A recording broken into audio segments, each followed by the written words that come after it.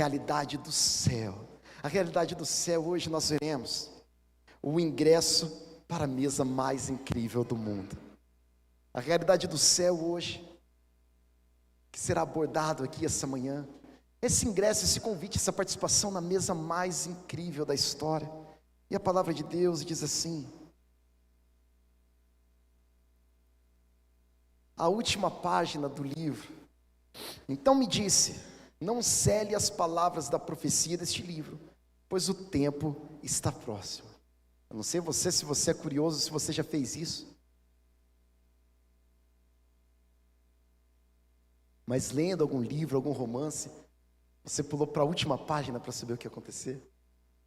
Não faça isso, porque perde um pouco a graça. Mas hoje a gente vai fazer um pouco disso. A gente vai para a última página do livro. E olha só o que Deus está dizendo aqui para João: não cele as palavras da profecia desse livro, pois o fim está próximo. Não feche o livro, deixa o livro aberto, porque as coisas já estão acontecendo. Sabe quando você combina com a tua família, não precisa nem apagar a luz que a gente já está voltando? Não desliga o computador não, que até ele ligar eu já voltei. Deixa aí. É isso que Deus está dizendo para João, nem sela. O tempo de você selar vai ser o tempo de eu voltar, o fim está próximo. Continue o injusto a praticar injustiça, continue o imundo na imundícia, continue o justo a praticar justiça, e continue o santo a santificar-se. Aqui está dizendo para o ímpio já se perder de vez? Não. Aqui está mostrando que no fim, bem no fim, na última página do livro, não haverá mais saída, não haverá mais salvação. Tudo que era para acontecer já aconteceu. Então o sujo continuará sujo e o limpo será cada vez mais limpo. Aqui as coisas se encerraram, o julgamento já está feito. Eis que venho em breve, a minha recompensa está comigo. Nós veremos sobre recompensa no domingo que vem. Eu retribuirei a cada um de acordo com o que fez. Jesus dizendo, eu sou o alfa, o ômega, o primeiro, o último, o princípio e o fim. Felizes os que lavam as suas vestes, para que tenham direito à árvore da vida, e possam entrar na cidade pelas portas. Olha só, esse é o ingresso. Aqueles que lavam as vestes estão entrando nas cidades. Agora dá uma olhada em quem fica de fora. Ficam de fora os... Que maldade com os bichinhos, hein? A milha não vai para o céu, hein, Simone? Meu Deus, né? O que é esse negócio dos cães ficarem de fora? Logo os cães. Se fossem os gatos, a gente até entenderia. Agora os cães. Deve estar errada essa tradução aqui. O resto a gente concorda. Feitiçaria, imoralidade, assassino, idólatra, ama, pratica mentira. Eu, Jesus, enviei o meu anjo para dar vocês este testemunho concernente às igrejas. Eu sou a raiz e o descendente de Davi e a resplandecente estrela da manhã. O Espírito e a noiva, o Espírito Santo e a noiva, a igreja dizem... mais uma chance, hein? Que alguns não sabiam. O Espírito e a noiva dizem... que lindo, glória a Deus. E todo aquele que ouvir, diga... eu não pulei, né? Olha só. E eu não posso nem colocar a culpa na Claudinha, porque sou eu que estou passando aqui. Não dá nem para terceirizar a culpa. Agora vai ficar bem mais legal. Vamos até começar de novo, né? O Espírito e a noiva dizem... Uau, glória a Deus. Olha só, quando o pastor não erra, dá tudo certo. E todo aquele que ouvir, diga... Aleluia. Quem tiver sede, venha. E quem quiser, beba de graça da água da vida. Declaro a todos que ouvem as palavras da profecia deste livro, se alguém acrescentar algo, Deus vai acrescentar as pragas escritas neste livro. Se alguém tirar alguma palavra, Deus tirará dele a sua parte na árvore da vida e na cidade santa, que são descritas nesse livro. Aquele que dá testemunho dessas coisas, o próprio João diz, aqui seria Jesus, né? Aquele que dá testemunho de Jesus, sim, venho em breve, amém, vem Senhor Jesus, aqui é João dizendo, a graça do Senhor Jesus seja com todos, amém. E vamos começar aí pela parte menos agradável. O que pode barrar o seu visto? Você quer entrar nessa cidade, nesse lugar, mas tem algumas coisas que podem barrar o seu visto. E já adianto, não tem como alegar parentela. Olha, meu pai entrou, meu irmão entrou, meu amigo entrou. Imagina você estar lá no consulado dos Estados Unidos pegando o seu visto. E aí nega, você fala, não, mas olha, o meu irmão, ele tem visto, deixa eu entrar. O seu irmão é outra coisa. O Fábio, meu amigo, vai aí todo final de semana, deixa eu entrar, ele é meu amigão, crescemos juntos. Vai deixar você entrar nessas reuniões por causa disso? Não. Eles vão avaliar você. E aqui, levando para o nosso exemplo, a mesma coisa. O que pode barrar o seu visto? Primeiro que pode barrar o visto são os cachorrinhos. Não dá para entrar com cachorrinho, não tem ala ali para cachorrinho no interior do avião. E aí, pastor, o que a palavra de Deus quer dizer? Eu até coloquei um cãozinho aí com uma cara de triste, tipo, porque eu fui excluído disso. E é claro, uma linguagem metafórica aqui. O que significa os cães para essa cultura? Aqueles que rejeitam sistematicamente o evangelho. Não deem o que é sagrado aos cães, nem atirem suas pérolas aos porcos. Então você dá a pérola, você dá o que é importante, e o evangelho, essa pérola, ela é sistematicamente rejeitada. Esses são os cães, esses não vão entrar no reino de Deus. Mas tem mais um caso aqui. Pelos pecados de suas bocas, pelas palavras de seus lábios, sejam apanhados em seu orgulho, pelas maldições e mentiras que pronunciam. Eles voltam ao cair da tarde, rosnando como cães e rondando a cidade. Está lá em Salmo 59, 12 e 14. Quem são esses? Os que traíram a aliança de Deus. O povo de Deus, mas que não vive como povo de Deus, e além disso, que pratica o mal. Que ele está rosnando, está cercando, praticando a maldade e tramando a maldade. Continuando aí nos nossos bichinhos. Pastores gananciosos e pregadores de um falso evangelho. Esses também são cães. As sentinelas de Israel, aqui dizendo dos sacerdotes, dos profetas, que hoje nós podemos entender como os pastores, os líderes espirituais, estão cegas e não têm conhecimento. Todas elas são como cães mudos, incapazes de latir. Deitam-se e sonham, só querem dormir. Esse daqui é o pregador preguiçoso, que ele não tem envolvimento com o evangelho, que não anuncia a verdade. Ele está lá, sem latir, sem falar, porque é difícil tratar de alguns temas. Mas existe uma obrigação aqui. E aquele pastor que não trata de temas como inferno, como pecado, como condenação, ele é um cão, de acordo com o ensinamento bíblico. Ele é falso. São cães devoradores, insaciáveis, são pastores sem entendimento, todos seguem seu próprio caminho, cada um procura vantagem própria. Venham, cada um grita, tragam-me vinho, bebamos nossa dose de bebida fermentada, que amanhã será como hoje e até muito melhor. Então aqui nós encontramos também falsos pastores. Esses falsos pastores fazem o quê? Eles são gananciosos, eles devoram o rebanho.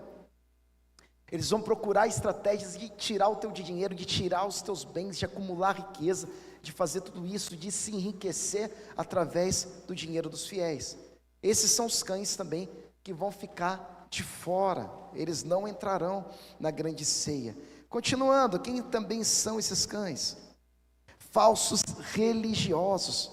Cuidado com os cães, cuidado com esses que praticam mal, cuidado com a falsa circuncisão. Então aqui eram os judeus que queriam fazer uma circuncisão nos gentios, que não era necessário para proteger uma legalidade. Tem cada história que a gente presencia no decorrer dos anos. Eu bem garoto, com 12, 11 anos, um irmão sentou do meu lado e ele falou assim: olha, Michel, aquele guitarrista. E o guitarrista estava mais ou menos, não era o Vini ainda, porque o Vini nem era nascido, né? Mas o guitarrista, o Vini, neto da Maria. O outro Vini é mais quietão, né? O Vini, neto da Maria, assim, que se mexe um pouco, tá? E aí aquele irmão olhou para mim e falou assim: não é de Deus esse tipo de adoração, tá vendo? É igual no mundo, ele está mexendo a cabeça enquanto ele toca a guitarra. Eu fiquei quietinho, 11 anos. Acho que a molecada de hoje precisa aprender a ficar quieta, a gente não tem que ficar discutindo besteira. A gente passou um pouquinho de tempo. Sabe o que aquele homem fez? Aquele homem estuprou, violentou e engravidou a própria enteada. Então, o que a gente acaba percebendo? Que atrás dessa falsa religiosidade, ele está controlando até o jeito que mexe a cabeça. Pode ter coisa perigosa aí. Esse tipo de pessoa vai ficar de fora do banquete. Esses são os cães. Não é a Miriam, não é aquele cachorrinho lindo, aquele Yorkshire que você tem em casa, aquele pastor alemão, não, nada disso. São esse tipo de pessoas, pastores gananciosos, pastores fracos, frágeis, que pregam o evangelho falso, pessoas que desprezam o ensino de Cristo. Esses sim são os cães que vão ficar de fora. E por último, aquele que abandona a fé. Se tendo escapado das contaminações do mundo por meio do conhecimento de nosso Senhor e Salvador Jesus Cristo, encontram-se novamente nelas enredadas e por elas dominados, estão em pior estado do que no princípio. Então, se você se desvia da fé e não volta para Jesus, se você voltou, amém, glória a Deus. Se você não volta para Jesus, você também se encontra nesse estado, o estado como os dos cães aqui. Chega de falar coisa ruim, né, gente? Chega de falar de cães agora, vamos falar do que é mais fácil. Feitiçaria é fácil. O que é feitiçaria? Qual o contexto bíblico? Feitiçaria: ocultismo, consulta aos mortos, leitura de mãos, todo tipo de ocultismo envolvendo magia negra, macumba, simpatia, pular 7 ondas no ano novo, tudo isso é feitiçaria. Colocar ali algo debaixo do teu prato para dar sorte, usar um trevo de 4 folhas, tudo isso feitiçaria. Os que cometem imoralidade sexual. O que é imoralidade sexual? Sexo antes do casamento e sexo fora do casamento, sexo além do casamento, imoralidade sexual. Os assassinos, autoexplicativo, idólatras que se ajoelham, se dobram diante de imagens, e todos que amam e praticam a mentira. Aqui, gente, tem pessoas que amam e praticam a mentira. Isso me deixa indignado. Tem pessoas que vão lá e falam uma coisa para você, passa uma semana, fala outra coisa para você mesmo. Aí você fica assim, olha, eu fui lá e comprei uma blusa amarela. Aí chega na outra semana, olha, eu comprei uma blusa verde. Olha, eu paguei R$100 na blusa. Na outra semana eu paguei 50. Eu nem perguntei quanto você pagou. E a pessoa mente, coisa inútil. E a pessoa é tão mentirosa, ama tanta mentira, gente, não dá, né?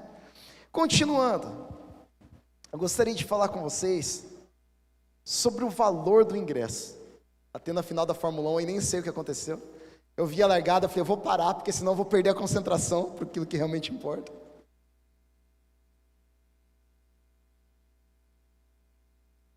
Imagina que eu chego para você, Luiz, e falo assim, olha, descobri um lugar com carne à vontade, frango à vontade, salada menos, né? Doce à vontade, refrigerante à vontade, suco natural à vontade. Aí, Luiz, ô pastor, que revelação, quanto?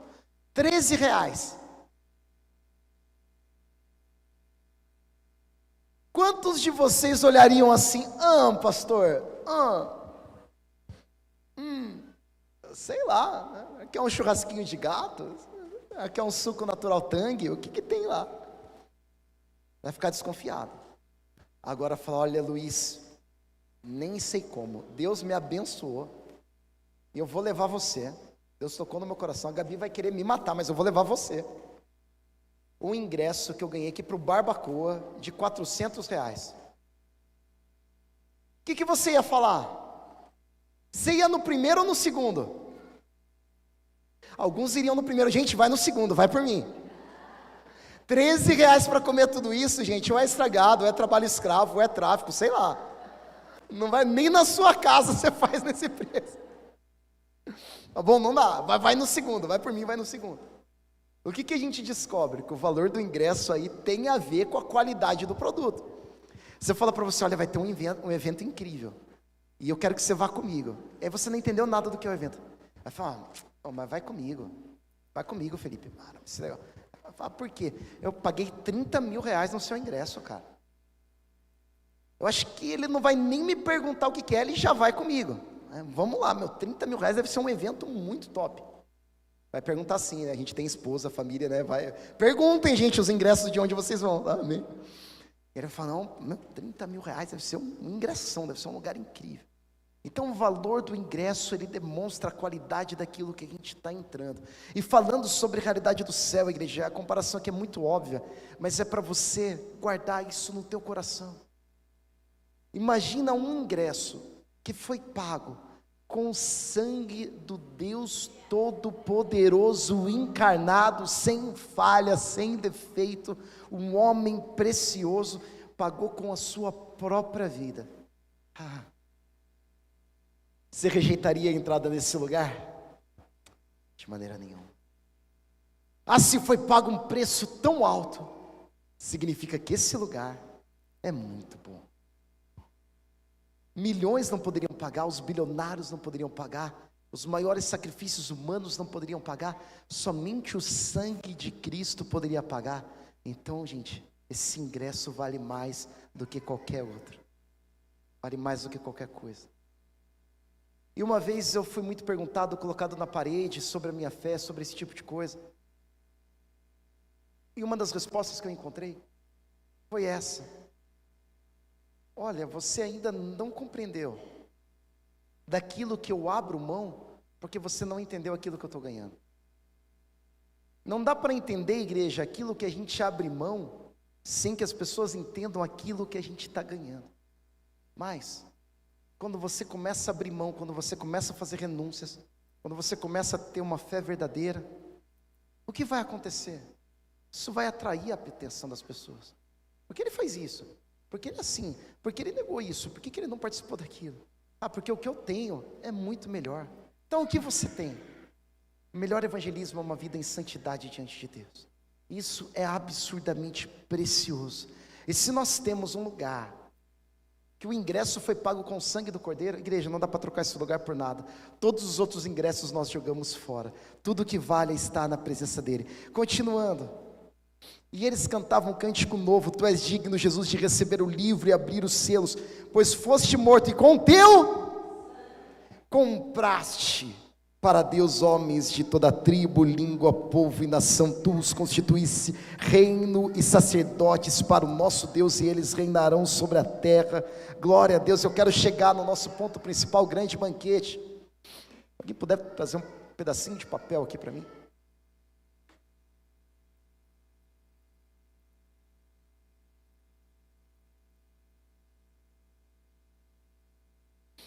Esse é o tema principal de hoje, Apocalipse 16, 19, do verso 6 ao 9.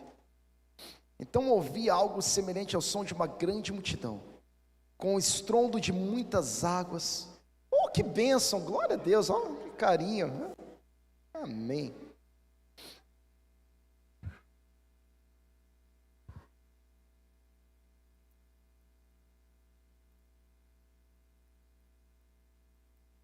Momento nojento da pregação, continuando.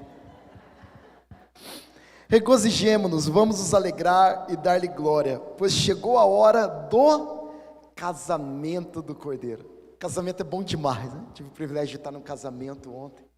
A festa ou as bodas, a sua noiva já se aprontou, foi-lhe dado para vestir-se linho fino, brilhante, puro. O linho fino são os atos justos dos santos.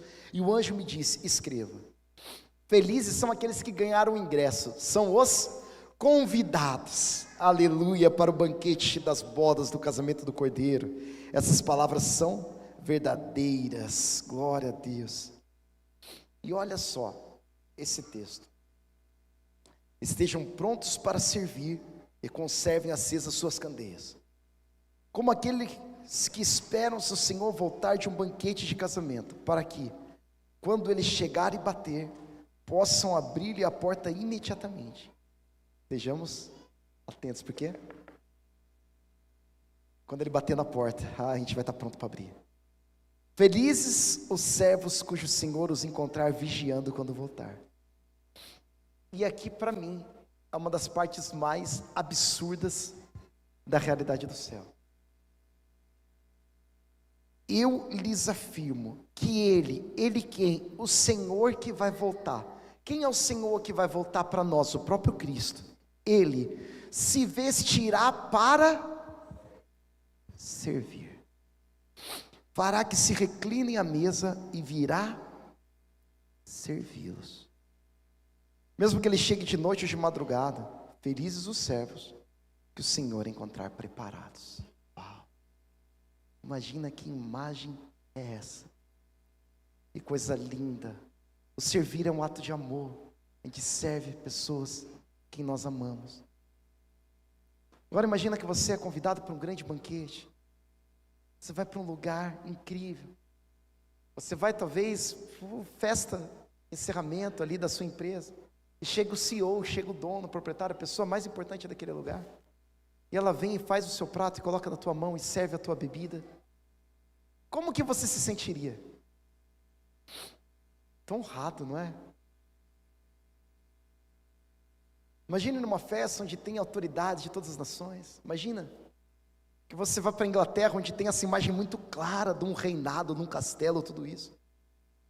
E você se assenta, e o rei Charles sai da ponta que é dele, põe uma roupa de servo, e prepara a tua comida, o teu prato, e coloca diante de você e te serve. Você já viu isso acontecer? Mas a gente vai ver isso acontecer. Um rei tão poderoso e maravilhoso que Charles e o presidente das empresas e os líderes das nações são nada diante dele. Aquele cuja palavra poderosa sustenta o universo, o rei dos reis e senhor dos senhores, vai servir o Luiz, vai servir a Raíssa, vai servir a Marli, vai servir a Regina. Gente, isso para mim é uma das passagens mais absurdas da Bíblia. Da gente olhar para essas coisas, para essa realidade do céu, e a gente vê o quanto a realidade da terra é pequena, é vil, diante daquilo que Cristo revela para nós, diante da sua palavra. Igreja, como vale a pena a gente servir a esse Deus. E olha essa daqui de Isaías: neste monte o Senhor dos Exércitos preparará um farto banquete para todos os povos. Um banquete de vinho envelhecido, carnes suculentas e o melhor vinho. Chora, vegano. É claro que não é exatamente esse o ponto do texto. Eu não podia perder essa. O que está dizendo aqui nesse texto? Está falando sobre o grande banquete, sobre o grande dia. Imagina que você tenha que explicar alguma coisa muito grandiosa para alguém, mas assim, é algo que ele nunca viu, que ele nunca experimentou, é muito grande, é muito incrível. O que você faz? Você usa de comparação. Se esse texto tivesse sido direcionado para a cultura japonesa, provavelmente estaria, olha, a melhor bebida e o melhor sushi que você já viu na tua vida. Se tivesse para a cultura brasileira, talvez aquela feijoada mais gostosa, né? Aquele guaraná gelado com laranja, limão é coca, né? Vamos trocar aqui os eventos. Aqui dependendo da cultura, o que Deus está comunicando a nós, que o que Ele está preparando para nós é muito maior do que nós já provamos em todo o tempo, em toda a história da nossa vida. Sempre que você colocar na tua boca hoje o teu almoço, uma comida deliciosa, uma comida maravilhosa, você pensa no prazer, na comida, na iguaria que vai ser servida no céu. Esse é o banquete. Por isso talvez o ingresso seja tão caro? Não, por isso muitas outras coisas. Um ingresso caro de um lugar maravilhoso, de um sangue derramado para que nós tivéssemos esse acesso a esse banquete sendo servido pelo Rei dos Reis e Senhor dos Senhores. Eu quero muito ir para lá. E eu gosto de quando as crianças enxergam essa realidade. Eu li para Sara e Isaías a respeito de quando no milênio os animais ficarão bonzinhos. Eu acho que nem vai dar para entrar nessa parte. Ela fala: pai, quando vai acontecer? É quando Jesus voltar. Ô pai, Jesus não vai voltar ainda? Eu falei: vai voltar. É amanhã, pai. Ela está ansiosa para Jesus voltar, para ela poder brincar com os animais.